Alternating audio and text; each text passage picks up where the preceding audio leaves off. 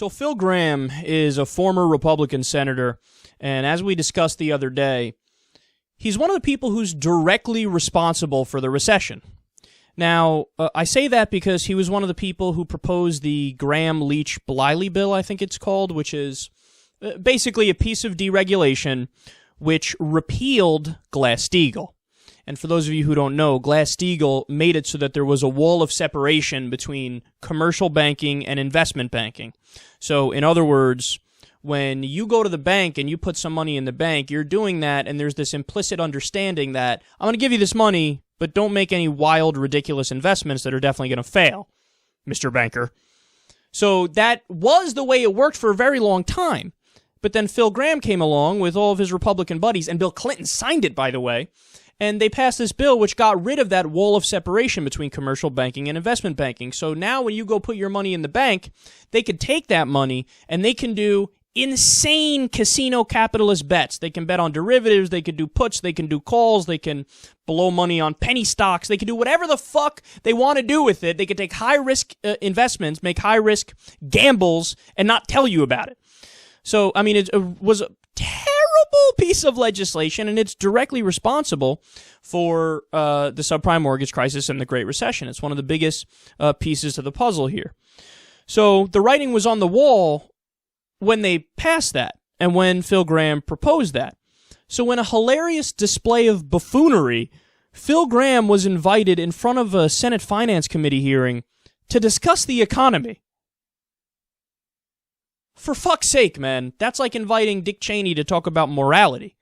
It doesn't make sense. Why would you do that? This is the last person who you'd ever want to talk about. You would get more substance if you took a random high school person and said, let me ask you about the economy. They would give you more substance than this guy. So he's going back and forth with people in this committee hearing, and he says that the U.S. will collapse like ancient Rome if we don't do more deregulation. So his solution is more of the problem, which we all should have guessed he was going to say anyway, because he's an idiot, and he never owned up to his mistake, he never showed any remorse, he never thought about it after the fact. I mean, at least with a guy like Alan Greenspan, I think there was one time in a hearing where he was like, yeah, I was wrong about everything. But with this guy, he's like, I'm still right, even though I've empirically been proven false, but I'm a Republican, so I'm going to say I'm right anyway. But get this, best part of the story here. So during the committee hearing, he also said this.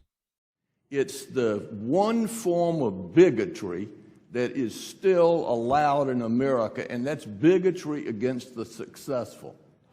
My friend Ed Whitacre at AT&T, if there's ever been an exploited worker, even though they made a big deal about him getting $75 million when he retired, the man added billions of dollars of value. He was exploited. It was an outrage. All right. Do you understand what he just said?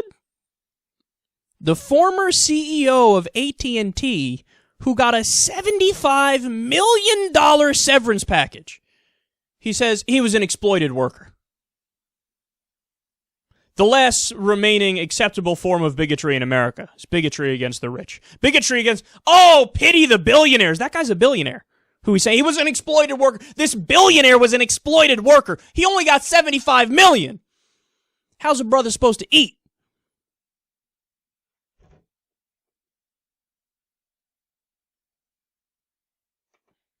This is, like, listening to this guy is... I'm losing all hope when I listen to stuff like this. Because that conclusion, that opinion that he has is so immensely irrational that it doesn't even require an argument to counter it. Because at face value, that is absurd. He has $75 million in a severance package. He's a billionaire, which puts him in the top 0.00000000001% of society. And you're saying he's an exploited worker. If he's an exploited worker, then what the fuck is a minimum wage worker? What the fuck is a guy who makes $50,000 a year? What the fuck is a guy who makes $85,000 a year? That's like slave labor, or if we could come up with something worse than slave labor, that's what that's like. But you're saying the guy who made $75 million in a severance package, he's a billionaire. He's exploited. Oh, bigotry, intolerance. Oh my God, I can't believe society is just so set against us. I'm never going to become a trillionaire if they don't change these rules.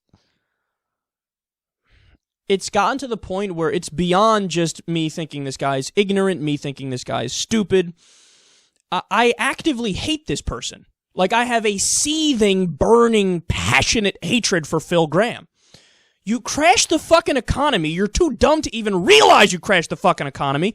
And then you come whine and bitch and moan about the CEOs and the billionaires like they have it tough.